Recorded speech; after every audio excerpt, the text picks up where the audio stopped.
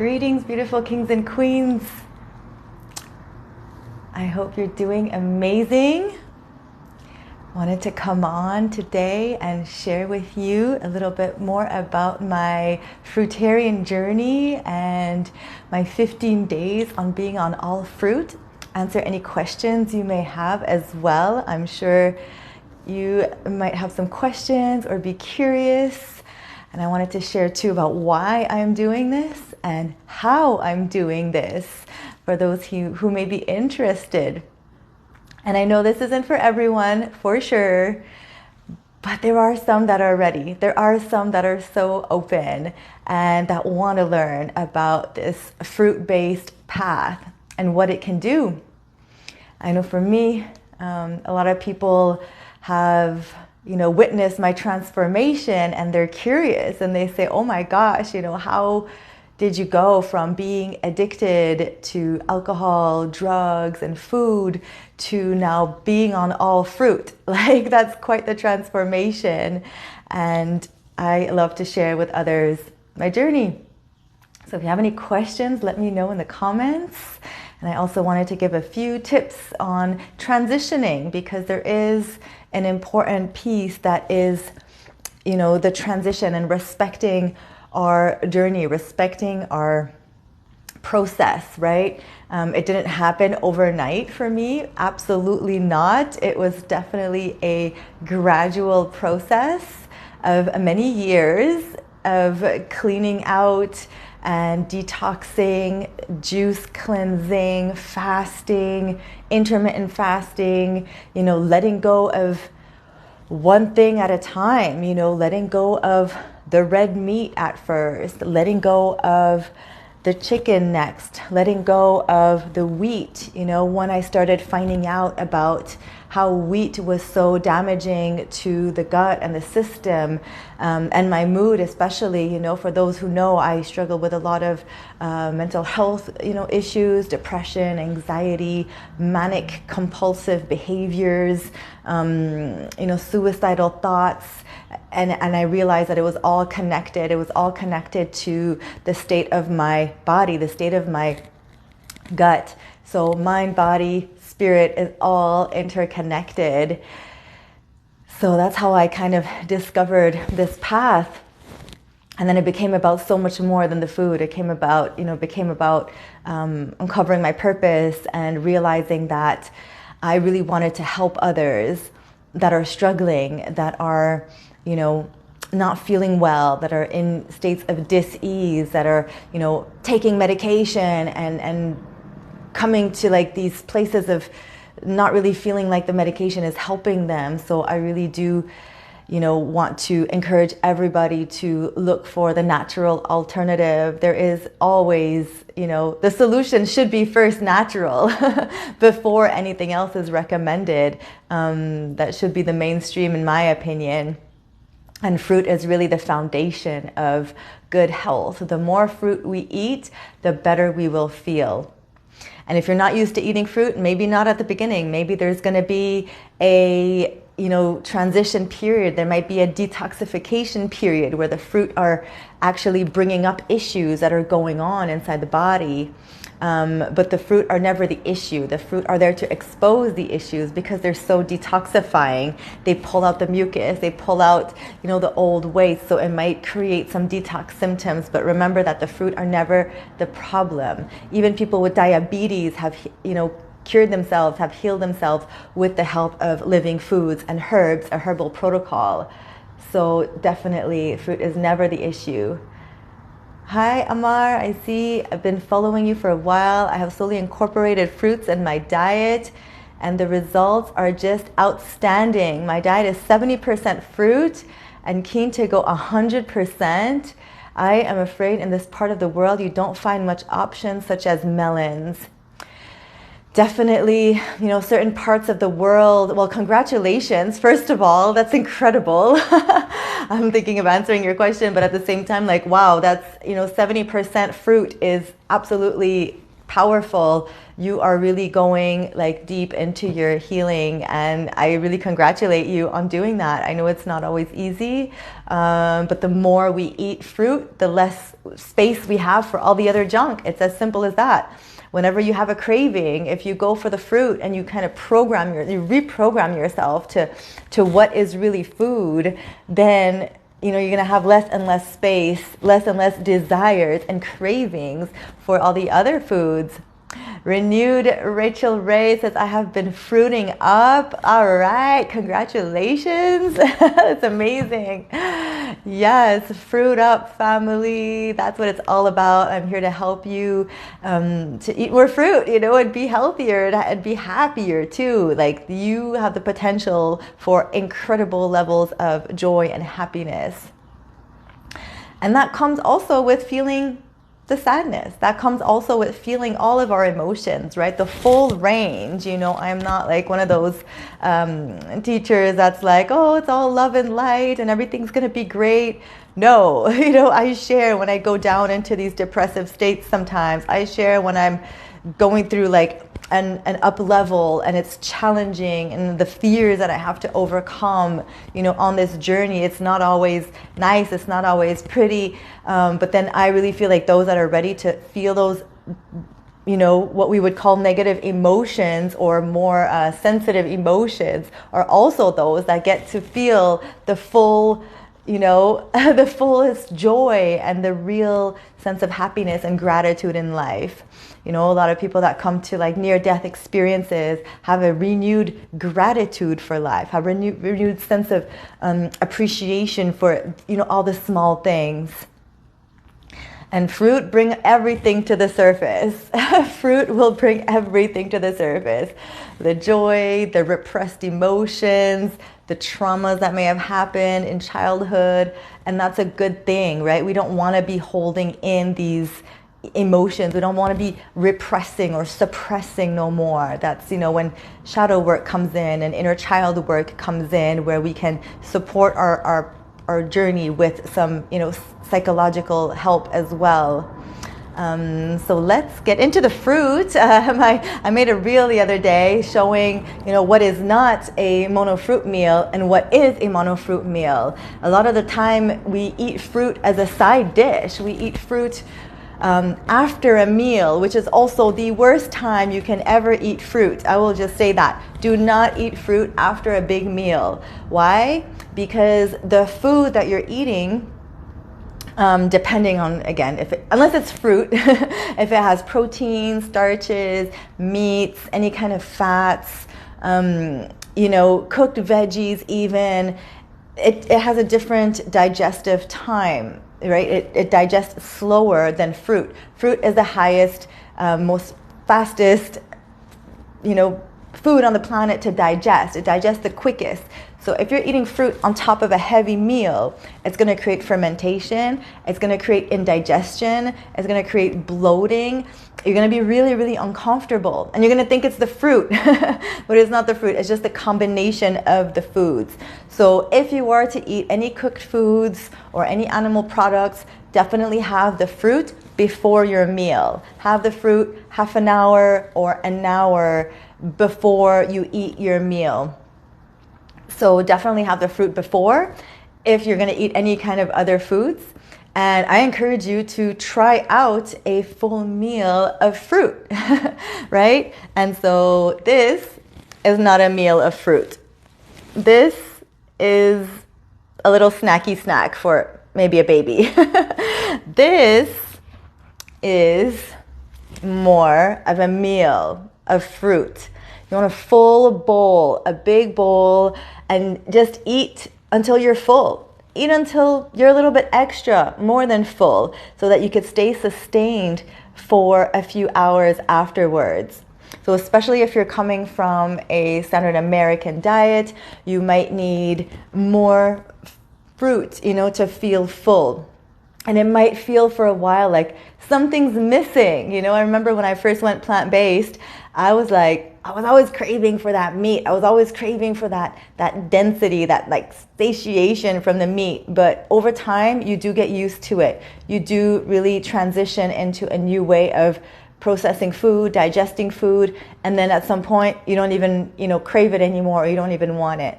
But give yourself the time. A lot of people make the mistake of giving up on this lifestyle too early on, or they say, oh, I tried vegetarian, I tried vegan for a while, and I did not feel good. Well, there's a few mistakes that can happen a lot of the time, right? And I've made them. I made the mistakes. So one of the mistakes is eating a lot of highly processed vegan food, right? Like Beyond Meat burgers and tofu and those like desserts and the ice creams. And it's okay for a little bit if you want to transition and you feel like you need that, that little ice cream and you want to go for the plant-based version once in a while. I'm not saying it's terrible, but just look at it as transition foods that aren't necessarily healthy. That's why I say, vegan does not mean healthy. People that are vegan are not necessarily healthy. You could be eating frozen pizzas, you could be eating French fries, you could be drinking Coca-Cola and be vegan, right? Because as long as it doesn't have any animal products, it's technically vegan, but it doesn't necessarily mean it's going to bring you to the optimal state of being. It's not going to bring you to that high frequency, that high vibration that we get to achieve when we're on the fruit. When we're on the fruits, and maybe a little bit of leafy greens for those who choose, Fruits, leafy greens, a little bit of nuts and seeds is really a clean body, all it should be craving, all it should be tuned into. And unless we're craving that, then we got issues going on in our system. We still got parasites, we got mold, fungus, and a gut microbiome that is just simply tuned in to certain foods. We came into this world with these addictions. Whatever our mom was eating, we came into this world with those same addictions. So it's really the work of a lifetime to overcome these addictions and to heal our gut microbiome so that we are tuned into the fruit. And that could be achieved in many different ways, I was high raw, whole food, plant-based for about 7 years. And I was trying to get to that next level of raw vegan because I felt like that was the optimal. I didn't really know about fruitarianism yet. But at the time, being raw vegan was already a big stretch. And it took me a long time to really comprehend how somebody could be healthy even living this way, because I was so programmed, I was so conditioned to think we needed meat, we needed cheese, we needed dairy products, milk, all these things to survive. And so it's been like a deconstruction of the programming to rebuild my new understanding of what health truly is. And so around 7 years, I was really wanting to go raw vegan from the beginning, actually, but I just was struggling with it. So I did a long juice cleanse. That's, the way that I experienced my transition to whole living foods, 100% raw. So I did an extended juice cleanse, 113 days. I was setting out to do 40 days, but I was releasing so much old waste. You wouldn't even imagine what was coming out of me. I know this is TMI for a lot of people, but also this could save somebody's life, because this is where dis-ease comes from. It comes from old, undigested fecal matter. It comes from, the parasites that live inside of us that create acidosis, that create toxic waste in the body. Most people are actually carrying around between 15 and 100 pounds of poop inside of them. So we need to cleanse this out. Things like colonics could be really helpful. Enemas are really powerful. Abdominal massages, really, focusing on elimination. It's not so much what we put into our body. We can't put a pill inside our body, chemicals into our body. We can't put it in here and expect to be healthy. We need to focus on elimination and transitioning to a healthier lifestyle. So I did a juice cleanse. There's other ways to do it. You can do a mono fruit feast, for example, 1 or 2 weeks on one fruit. will completely change your life, will definitely help you to eliminate that old waste and start to activate yourself and start to tune in to the living foods. 1 week, 2 weeks can absolutely change your life. And I see Bobby's on. We're going to be doing it. It's a great opportunity to jump on board with the watermelon washout. To have the support of a community is so powerful in transitioning, in getting the body to a state of balance again. We've been in states of imbalance for so long. Give yourself that gift. It's the greatest gift I've ever given myself. This last fruit cleanse that I did it with Fasting with Alice. She's on Instagram. She's really, really amazing if anybody wants to check her out. And she did a 10-day mono fruit challenge. And I had so much resistance because I had been eating some cooked foods. I was feeling depressed. I knew on an intuitive level that this is what I needed. But I did not want to give up my veggie soups. I did not want to give up the broccoli. I didn't want to give up the salt. It's the salt that gets me. I am so addicted to salt. And that's really something that I had to accept, that just like drugs, just like cocaine, just like alcohol, it's very dangerous for me to touch even a little bit of salt. And so that's why I decided to transition. And in those 10 days, on day 3, I heard God just telling me, this is it. You're ready. This is your path. You're a fruitarian. You don't need nothing else. Just feel it all, embrace it all. This is your highest path.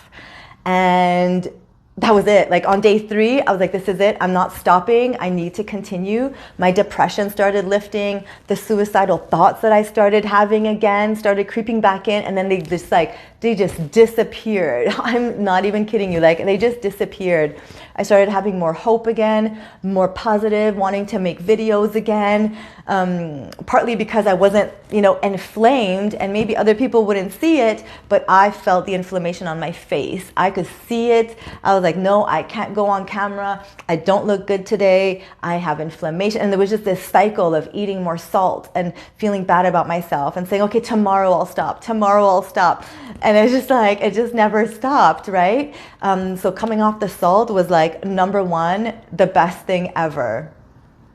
And I'm super excited. And, Bobby's been helping me a lot and showing me what's possible. Also follow him on Instagram and TikTok, FruitUp13. He always is sharing content about this fruitarian lifestyle and how he's doing it. Every single day he gets up and he fruits up. He eats watermelon and he eats it in front of people. I'm going to take a bite and read some of the comments. I wish I could convince more people of this info. Joy Morris. You just got to live it. Live the life. Be the example. Be the shining light. And people will come your way. People will get inspired. And if they don't, then it's not their time. It's not their time. We also got to let go of those that aren't ready for this. We got to let go of those that are critical, that are making fun of us, that are negative, that, try to take us off the path, waving food into our face, saying, oh, don't you want just a little bit of this? And, oh, come on, Aline, don't you miss this? Oh, I'm sure you do. What a sad life that must be what you're doing. Or, oh, it's so sad that you can't eat my food. The guilt trips that I've gotten from some of my family, some of the people that I love the most is just too much. There's a lot of fear in the world. So Vito says, is mixing fruit good or bad? Should stone fruits be kept separate from your acidity ones if you went for a big meal, for example? Stone fruits? Am I reading that correct? So you could check a food combining chart. Now, some are all for it. Some say we don't need to respect it. As a rule of thumb, I would say keep the melons separate. Keep your melons, eat them on their own. These are the ones that digest the fastest, and they don't really mix well with other fruits.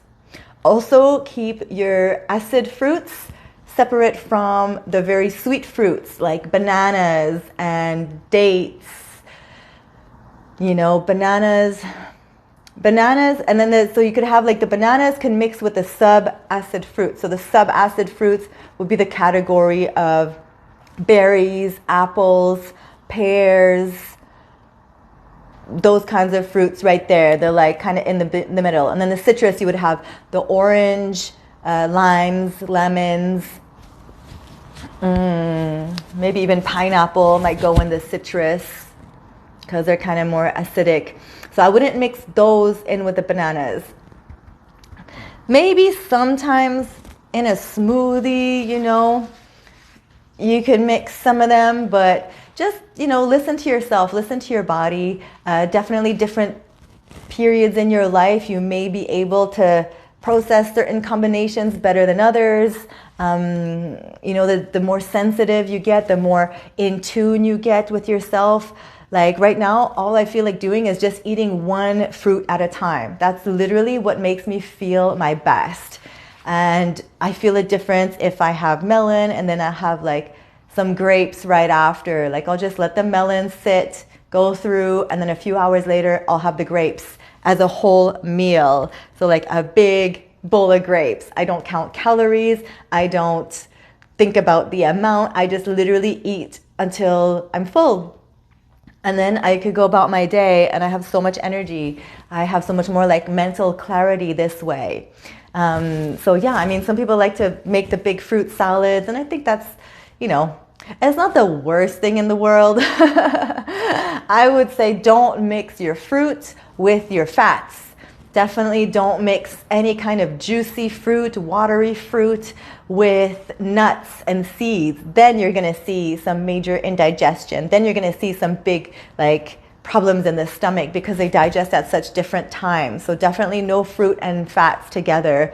Even the avocados, if you're having avocados, have them on their own and probably in the evening time, because the fats require the pancreas to get to work and secrete insulin for it to function, to digest the fats, whereas the fruit doesn't need any work from the pancreas. So for me, for example, when I tried having avocado in the rising, it made me really tired. I didn't have the same level of energy as if I were to have like just a bunch of fruit during the day. So if you are to have avocados, I definitely recommend having them in the evening time with some leafy greens.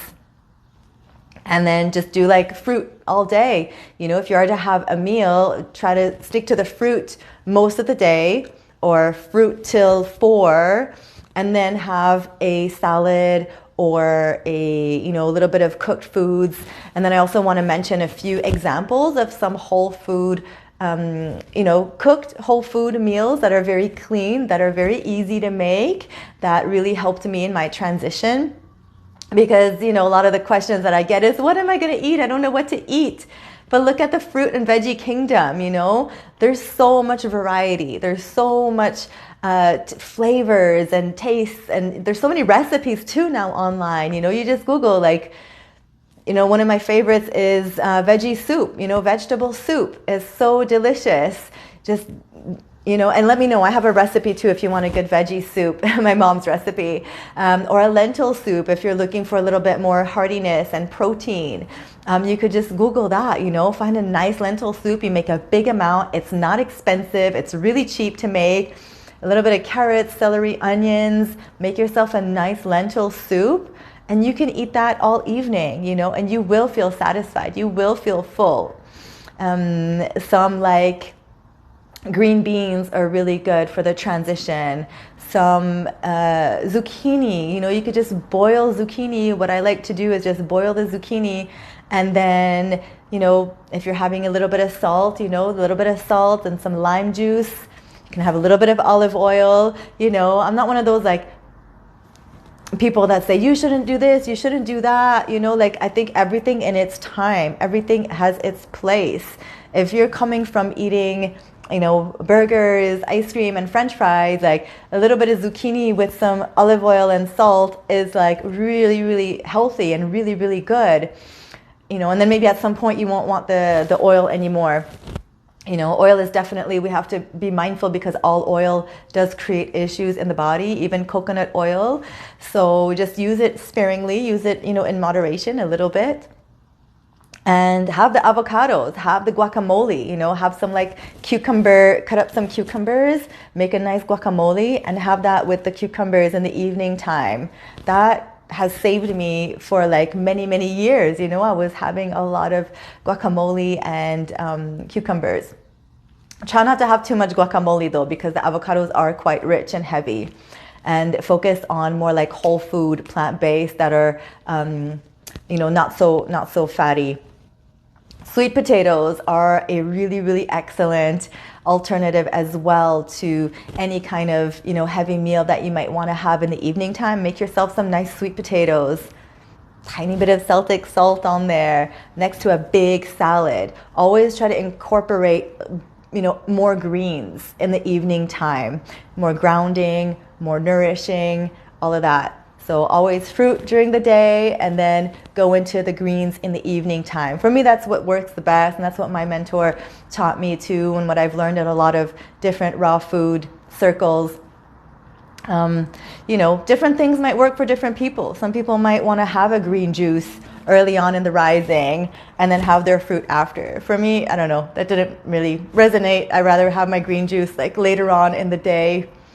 And if you are interested in doing a juice cleanse, definitely reach out to me. I'm here for support. I love to guide kings and queens through their juice cleanse journey. And it really helps to have some mentorship. It really helps to have somebody, hold your hand and be able to ask questions too. If things come up, then you could talk about it. But juice cleansing is such a powerful way to get to the other side, to get to the living foods. And it is the living foods, even during the juice cleanse, you're having a full raw food experience where you're going to connect so much more to yourself. You're going to connect so much more to nature, to who you truly are, and most likely to your highest purpose. People really transform during juice cleanses, during a mono fruit feast. So I'm excited to see what happens too with our 2 weeks starting in June with the watermelon washout. I'm curious to see, I can't wait to see how everybody's going to change their life, lose weight, overcome depression, clean out their bodies, clean out their system. And I hope you can join us too. Reach out to Bobby or myself if you're curious to join and interested in joining. Challenge yourself, believe in yourself, believe that you could do hard things. I hear so much like, oh, I could never do that. I could never do that. Well, if you think you can't, then you won't. But if you believe you can, then you will, and you can do absolutely incredible things with your life. It's going down. Yes. Our own limitations are in our mind. Our own limitations are in our mind. I almost didn't go live today because of my limitations, and I didn't let it get to me. I was staring at it. I always stare at that live button. I stare at it for a good 20 minutes. And I have to do breath work, and I calm myself down, and I talk to myself. I say, come on, you can do this. You can do it. You can do anything. How hard can it be? Come on. Just really, really talk to yourself. And then you could do incredible things.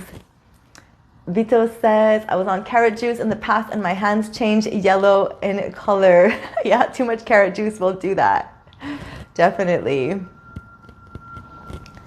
Yeah, for the juices, personally, I prefer to focus on the fruit juices.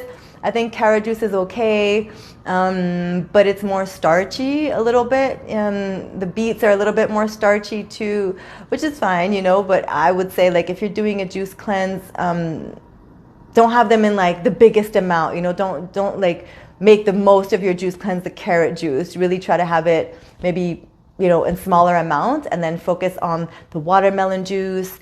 Orange, citrus is really, really great for detoxifying and pulling out the mucus. And then also apples are really powerful, grapes. And then you could always include a little bit of ginger, a little bit of lime in there to make it even more potent.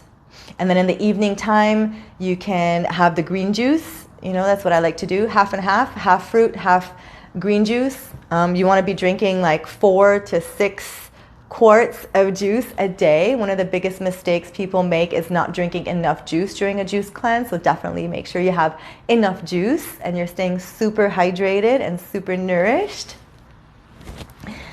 And sweat. Sweating is one of the most incredible, most easily accessible activity that you can do to help detoxify your body. It's really important to get the toxins out through the skin. So definitely sweating. You could go to a sauna, go in the sun, exercise, just get sweating every single day to help your body. And this is something I don't always do, but I'm here to remind myself of things too. Lymphatic massage is really, really great. You could do it to yourself too. There's videos on YouTube even to do like a self-care lymphatic massage. Colonics, enemas. Enemas are really, really great with lemon and distilled water only. So yeah, I decided to go fruitarian because this is what makes me feel my best. That is my reason, you know, because I have tried everything. I have tried just being high raw, being raw vegan with a lot of nuts and seeds. I tried being, you know, and they were all great in the transition. They were all great. They all had their place and time. But right now, I just feel my best on the fruit. And the key is to eat enough fruit throughout the day. So always have fruit on hand. Never go anywhere without fruit. Always be prepared. Put your health first. Make it a priority. Even if you go with family to restaurants and things like that, I eat before I go to the restaurant. I eat my meal of fruit and I bring fruit there as well. So I'm not there like starving, putting myself in a situation where I might want to, you know, cave in and eat something that won't make me feel good. So definitely always bring your fruit with you. Don't care what people say. Don't care what people think. You just do you.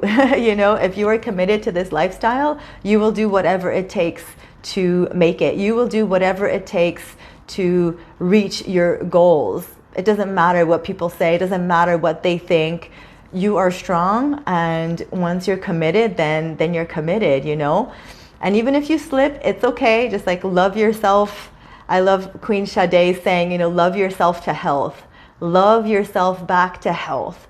Motivate yourself again. Get back on the fruit wagon. Get back on the juices the next day, that same evening. Don't stay in those, you know, addictions too long. How many watermelons do you go through in a week? It depends on the size. It depends on the size. And now that it's watermelon season and I'm more fruitarian now, well, I am 100% fruitarian now, then I would think if I'm eating only watermelon, I would probably go through like one big one each day. I would probably eat like a big watermelon, at least, maybe even more, depending. Yeah, so 7 watermelons a week. If I'm eating other fruits, then probably less. But if I'm just eating watermelon, then definitely a whole watermelon a day. Yeah. Aw, love you too, Queen Mallory. Thanks so much for being with me on this journey. You've been with me from the start, always so supportive, so kind and loving. And I love seeing what you're doing too. You are such a powerful force of nature, force to be reckoned with. Oh, you're eating more fruit. That's awesome. I'm so happy to hear that. Yay. I'm so happy. There's nothing that makes me happier than knowing that people are eating more fruit. Definitely. And I really feel like I'm being guided in this way too, to be able to guide others better. You know, for a long time I was doing the big salads and the fats and the dressings with the nuts and the seeds. And like, that's what I was sharing, you know, because that's what I was told to do on the raw vegan path. And I was like, okay, maybe I'm just not doing it right. Maybe I'm not putting enough this and putting enough that. And I just wasn't feeling that great. You know, I was feeling tired after a meal still, because nuts are more difficult to digest. Still waking up with some, like, you know, headaches and detox symptoms. I wasn't feeling optimal. And until I just started doing my own thing, and I was like, okay, I'm just gonna try the all fruit for a while. I'm like, okay, this is how I want to feel all the time. This is what makes me feel my best. And not everybody has to do this, you know, but for me, like, I'm a food addict. So if I start opening that door to eating a little bit of this and a little bit of that, it just goes really downhill really quick. I want more and more of it. It's all I could think about. And then next thing I know, I'm eating Chinese food, all veggies, all plant-based, but still, like, you know, the heavy oils and the seasonings, and it's just like drugs, right? It just goes more and more and more. So I need to chill with that and just surrender. I'm surrendering. And yes, I do also incorporate a few superfoods in my lifestyle with the fruit. I definitely love sea moss. I think sea moss is one of the most powerful superfoods we can have. I do have sea moss. I actually even have an amazing link. I could put it in the comments. I just got it. I just connected with a really, really amazing organic sea moss company.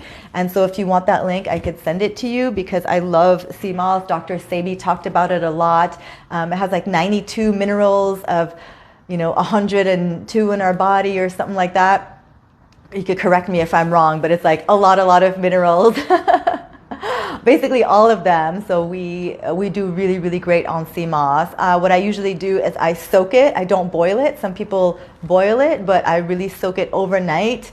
And I have it the next day. I will blend it, in a blender, and then you make sea moss gel with it. You could put that on your face. You could put that all over your body. You could take a couple, like 1 teaspoon in the rising, 1 teaspoon in the evening.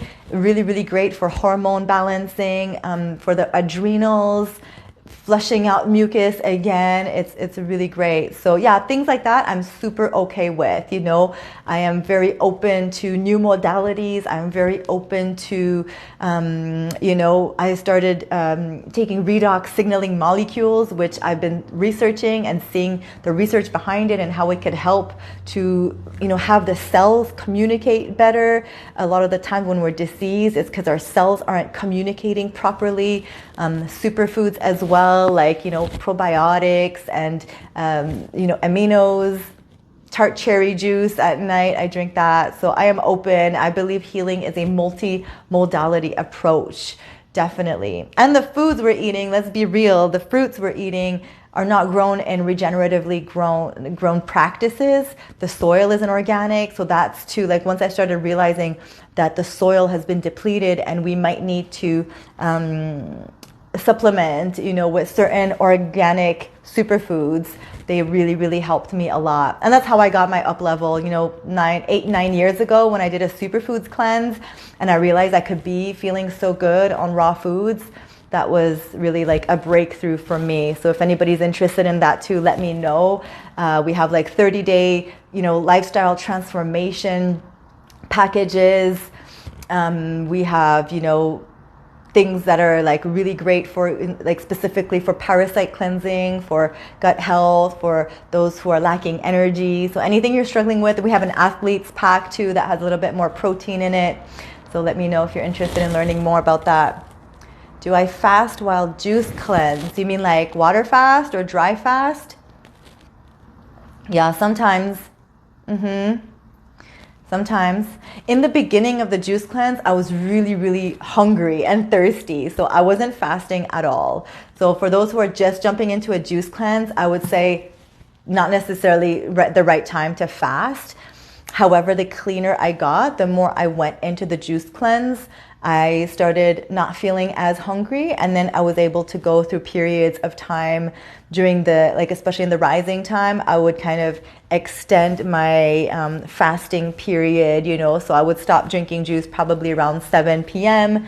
and then I would drink a juice maybe the next day at like 12 or 1 p.m. So that's where I started really doing some more intermittent fasting. Yeah, exactly. That's good. I would recommend that for like advanced juicers and those that have already been detoxifying. Fasting is something that I think we need to go there gradually. You know, I wouldn't necessarily recommend dry fasting to just anybody because of the level of toxicity in the body. So I would definitely work our way there. But yeah, you could try it out. I think intermittent fasting is great, especially if you know how to break the fast properly. Like if you do intermittent fasting and then go eat eggs and bacon and bread, it's actually going to damage your body probably more than, you know, not doing it, I think, because I think you're going to end up being more hungry. I know a lot of people do it, you know, I shouldn't say that, but I don't know. I just feel like if you're going to do an intermittent fast, just know how to break it with fruit, know how to break it with juicy fruit, and really make the effort to change those habits. You know, people that do keto, I don't even understand. I think keto is the most dangerous, I don't know, it doesn't make any sense to me, like that high fat of a diet without any kind of fruit sugars and demonizing the fruit sugars. I think it's very, very dangerous and not sustainable at all. Yeah, you think the intermittent fasting helps kill the cravings? I believe everybody has their own experience with the intermittent fasting. Somebody who has food addictions, eating disorders, such as myself, it definitely took me a long time to not fall into the trap of fasting and then binging, and then fasting and then binging. That could happen too. So I'm just encouraging everybody to be very mindful of where they are at in their journey. You know, maybe the fasting needs to come a little bit later. It can help for sure. There's a Dr. Pradeep Jamnadas, I hope I'm saying that right, on YouTube, and he promotes fasting with his patients. He takes them and he tells them, like, you need to fast so many days in the week or one day to start and then build up. And so many of his patients are actually really, really getting better because of this fasting protocol. So I definitely think it's healthy. I would say definitely water fasting is ideal for those who haven't juice cleansed yet. Dry fasting is like another level of fasting, but I wouldn't recommend it to those who haven't gone through that detox process, you know, for the body to really be able to eliminate. So water fasting would be ideal, or herbal teas, things like that. But yeah, I mean, even on the fruit, you know, I fast more. I'm more able to fast since I'm on the fruit than when I'm on the cooked foods and salt. I'm more able to go through those periods of just really not feeling hungry and just naturally fasting because my body's so much more hydrated and I don't have the salt to need the water. So it's easier to go into the dry fasts being on all fruit. Yeah. Thank you all for joining. Yes, I'm so excited. It's like a weight was lifted off my shoulders when I declared this for myself, like, I am fruitarian. I could do this. I have faith in myself. I have faith that I could overcome whatever emotion comes my way or craving comes my way. Like, I'm just so committed. I'm committed to my higher path. I'm so committed to what I'm here to do in this world for others. And in order for me to do that, I have to be on my highest frequency. I have to be on my highest, you know, optimal level of functioning. You know, I am neurodiverse. Like, it's very difficult for me to focus. It's very difficult for me to study. It's hard for me to even keep a schedule sometimes. I'm a Pisces on top of that. I don't know if any Pisces right here, but Pisces are all over the place. A lot of us have a hard time living in the reality, you know. We live in the 5D. We live in like the ethers. We're swimming around. We're like, you know, but a Pisces that masters themselves, a Pisces that really learns to hone in on their gifts and learns to ground themselves is so powerful. So powerful. Because we have all the signs. We're the last sign of the zodiac, but we have all of the different signs. So shout out to any Pisces. I love all the signs, but particularly Pisces. We're a special breed. Or if you've known a Pisces, you know what I'm talking about. Queen Sonia, you're a Pisces. I see you pop in. Okay, we're talking about Shivambu urine therapy. All right. I don't really feel like I'm in a position to comment about that. I'm honestly not sure how I feel about that. A lot of my friends practice urine therapy. Do your own research, look it up. I heard it's a very ancient practice.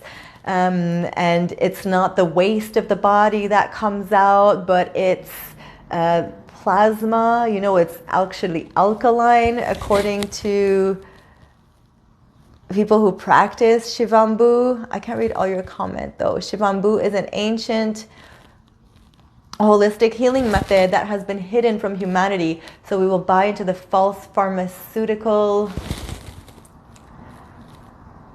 scam. The medicine comes, it keeps disappearing, from within.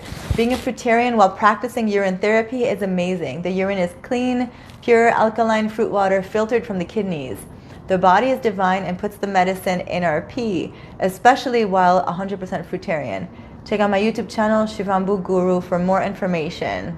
I'm glad to share a 7-year fruitarian urine therapy journey back to health and wellness. Wow, well, congratulations for healing yourself. I have heard, I will not dismiss it, I have heard a lot of different testimonials of, people that have healed themselves using this therapy. So I'm not discrediting it. I just need to really, meditate on that and see how it feels.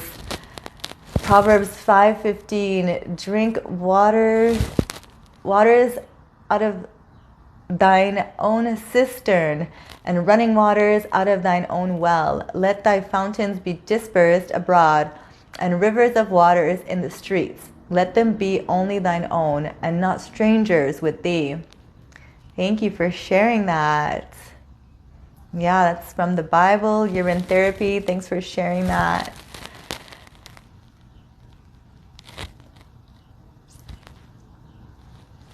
I am open to learning. I'm just going to say that. I'm open to hearing more. I don't claim to have all the answers.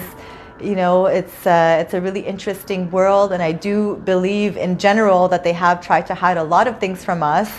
I'm a big, I practice, with plant. I work with and I have healed with plant medicines. So I do know that things like iboga, for example, people would say, oh, that's not God, and this is God, and everybody has their own interpretation. But for me, and not everybody's open to trying psychedelics, and a lot of, even in recovery, they'll say, oh, well, you're not sober if you're taking psychedelics. But for me, it has been my lifeline. I have done some flood doses, and then I microdose as well. So we're all on our own path, and what might work for us may not work for somebody else, or we may have different times too of awakening.